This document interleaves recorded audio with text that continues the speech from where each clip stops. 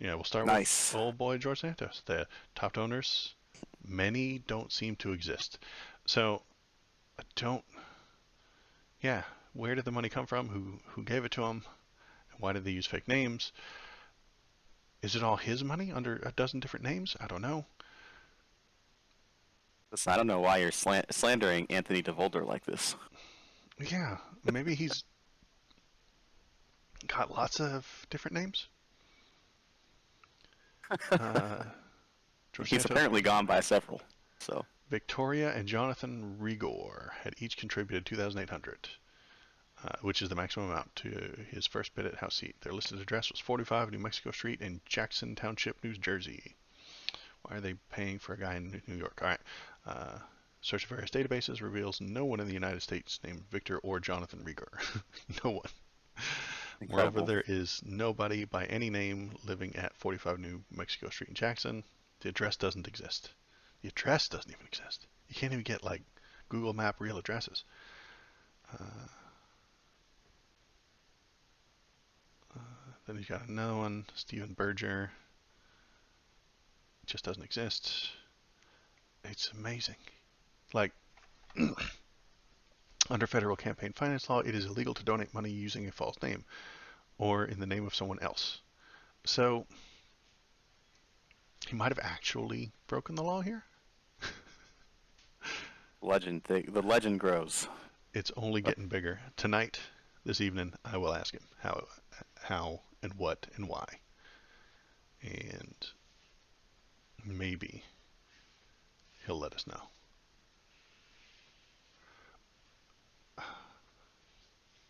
What does the House, what does the Speaker of the House do about this? What do you think he should I do? don't know if this is a thing that has any sort of precedent to it. Right, I think this Um, is wholly new. This is beyond what has happened in the past. I think that most likely he ends up getting charged. I mean, if this is the case, if he broke campaign finance law, then he probably gets charged and removed, and then there's a special election held to replace him. If they don't find that there has been a crime, then he probably just gets to stay for the next 2 years. Hmm. I should probably look up the rules. A lot of Well, places, wait, if it is two, right?